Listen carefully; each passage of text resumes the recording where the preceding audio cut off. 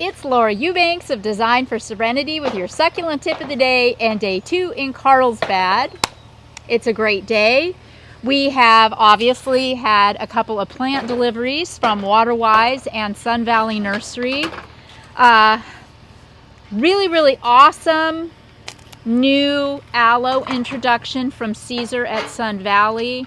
He is not sure what aloe this is. It is a hybrid. It's Fire Ranch, Mr. Toothy. I'm not exactly sure, but the specimens were just so incredibly gorgeous that I ordered a bunch of those. The Aeonium sunbursts are looking really awesome this time of year. Oh, thank you! The Millii Ready Reds are putting on a show. Aloe Nobilis, Blue Elf. I've got this beautiful Aloe Plicatillus. Native to SA. South Africa. The Plicatillus is Australian. No. Right? South African? Yes, it is. It's an aloe. Yeah, duh. Okay. Oh gosh. Okay. Woo. Yeah. What color was Paul Revere's white horse? Okay. Aloe Ferox. Hercules. Look at this giant, gorgeous aloe vera. I mean, can you even with that? This is a Rubra violacea. It's got a double head. Let me go around to the front of that. Yeah, that is really special to look at.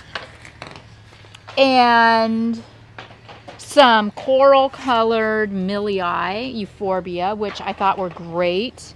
I've got some mammillaria on this one. I've got a collection of mangave. I've got a fish hook barrel cactus, a beautiful blue glow. Yeah, and look at this Mediopicta. Isn't this perfect? I haven't seen a Mediopicta alba that looks this good in a long time. So I got that from Caesar. We got 3 bare root barrel cactus.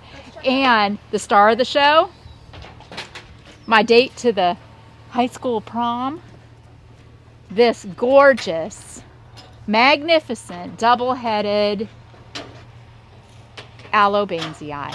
Isn't this the prettiest? So Greg has started to manipulate the soil to do the mouth of his dry stream. He just got back from the rock yard. We needed, you guessed it, more boulders. So he's going to get to work on that. We've got the most of the irrigation capped. We're still finding little heads here and there, but that's pretty much done. So now, you know, we got a number of boulders staged. Again, trying to work with the natural topography here and accentuate it in areas.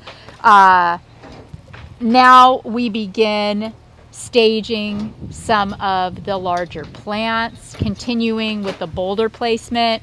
Hannah, you can take a look at what Daddy just picked up from KRC Rock. It looks like you got more of the Grand Canyon. Yeah, break up some bigger ones. So Greg actually had them break up some larger Grand Canyon. So plus we got some honey onyx or honey quartz in yeah, so I mean, again, wish you all were here because these boulders are just insanely gorgeous. Stay there while you talk about it, what they're doing. Can you stand here while you talk about what they're doing? Yeah. Cullen and Mel are taking the Sawzall to the Dracaena Draco, and sometimes it's easier to cut it out of the plastic planting can than trying to kick it out. You know, this is a plant that we don't want to damage, so we want to be careful to get it out intact. And you know, we aren't really exactly sure what we're going to find when we bust open that plastic. How root bound is the plant? And that will determine whether we distress the root ball or whether we, oh, look at that. It's very root bound. So they will take the Sawzall and cut an inch or two of that root ball off because we don't need it. And that will also stimulate growth. That's going to wake up this lazy Dracaena Draco that's been lounging around in that 20-gallon can for probably years. And we're going to say, wake up and spread your wings. So this will inspire it to grow.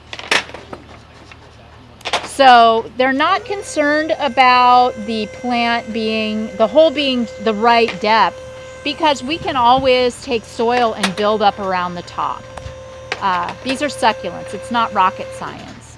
We've got another really interesting thing happening over here. Take a look. You want to see a vertical drop. Where this retaining wall ends, there's just a mound of dirt. I don't know what was happening in the mind.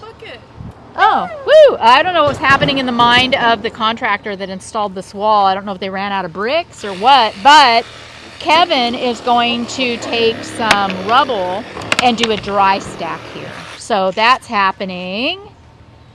So More. what are we gonna do now? We're gonna start. Yeah, right now we are going to start staging some of the larger plants and continuing to stage boulders and manipulate soil. Beep, beep, beep. Daddy, no, I promise that it's okay. No, I'll move. I don't need trailers for walking anymore. That boulder weighs probably 400 pounds. Amazing.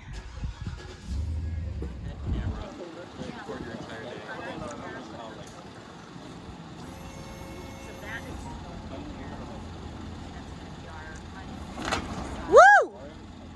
Oh yeah.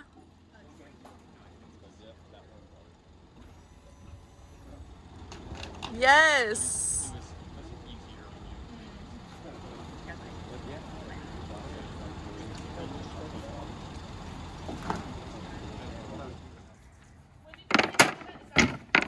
So are you seeing river rock in your sleep, guys?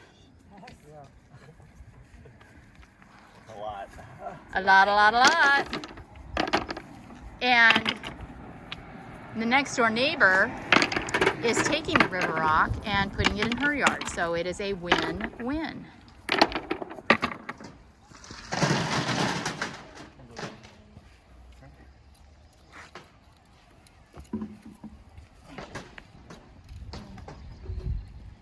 That's too close to this.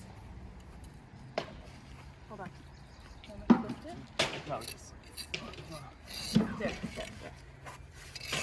Cool. Ah, that's gorgeous.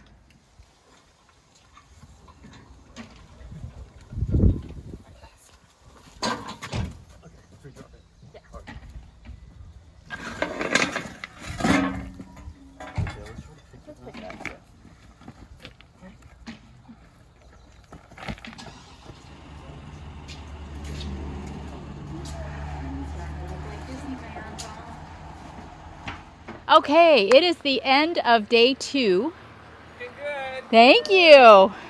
And we are making great progress. A lot of the neighbors have come by to say hello, and some followers have stopped by. It's been a fun day. Very beautiful weather too, just sunny and about 70 with a cool breeze. And more irrigation capping, more manipulation of soil. Hannah and Cullen got started on the dry stream bed mouth, and it looks so good. Oh my gosh. My prom date got planted by Kevin and Mel.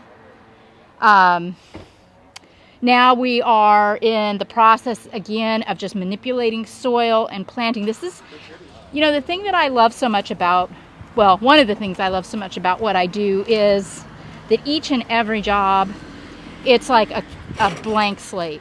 I'm starting over. It's a whole new ball game. You know, there are no two landscapes that are the same because there are no two properties that are the same. Different microclimates, different exposures, different soil, different preferences, different borrowed landscape, different architecture. I love that. So the challenge on this one has been to be mindful and to work with the natural topography and really accentuate it. So there's just so many interesting elements in this landscape that I'm so thrilled to be incorporating. I mean, even the neighbors' hedges look good now. I mean, everything is just coming together so beautifully. This client wanted Disneyland. She wanted big specimens, so we got it. We got Mediopicta alba, Aloe ferox, Aloe Hercules. I've got 3 giant barrels. I've got blue glows. I've got a Draco. I've got the arborescens ferox v. Ferox v. arborescens, or arborescens v. ferox. Not a violacea. My mistake. Rubra violacea has a much broader leaf. The color, the stress of it turning mauve is what kind of threw me off. But this is fantastic, and it's going to grow slowly on a trunk. Hopefully the pygmy palms will grow at an equal rate. But Kevin got our dry stack complete over here. So I'm going to be putting in a portulacaria as a spiller. I'll be planting some things at the base here that will kind of conceal it. So this will look, really natural. Alex has spent the day just moving things from A to B. God bless her. She's moved another good half yard of river rock out of the way. Now we're moving all of our plants into the garage for the night because it's kind of a busy street. What else, Han? Yeah, I mean, tomorrow we will get the rest of the boulders placed. We'll get the soil manipulation complete. You can see we've still got about a little less than a half yard of soil to work with. We're going to be putting our orange cones around that so nobody crashes into the boulders. But yes, tomorrow will be the day when you will really be able to see this take shape. We've got all of this area over here still to do. You can show them how many plants we still have left. Yeah, we have a small nursery of plants, but we're going to need them because we still have pop-ups in here that need to be capped, dug out and capped. But this whole bed in through here, which is probably 25 feet long by about 1.5 feet to 2 feet wide, needs to be blown out. Over here against the garage is where I'm going to do my bromeliads and my softer, shadier things, which will be on micro sprays because we know the bromeliads like water in their little cups. This is going to be Petalanthus bracteus right here. And then you can see we still have a few plants left to plant, don't we? And I still have stuff at home. I mean, I'm not done. It's not even going to be enough. But then we have all of this here to do. And then, of course, all the way around. And then I have to do something really special. There probably have identified about 8 to 10 different rooms or 8 to 10 different little zones or vignettes in this garden. So thanks so much for following. Thanks for subscribing. We are getting really, really close to 100,000 subscribers. And then I'm going to take you on a tour of our property up in Northern California. So be sure and subscribe. Get your shirts at the shop. Join the channel if you'd like to support me financially. That would be fantastic. This has been Laura Eubanks reporting for Team DFS in Carlsbad with your succulent tip of the day. Bye, guys.